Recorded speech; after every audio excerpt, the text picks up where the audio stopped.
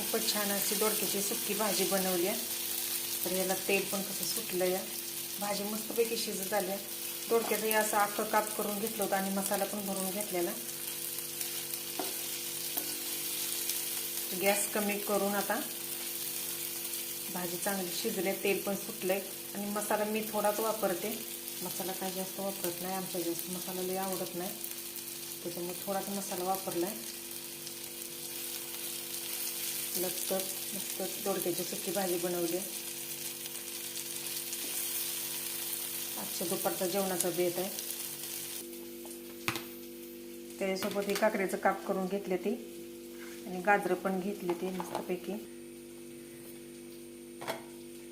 भाजीसोबत दही पण आहे.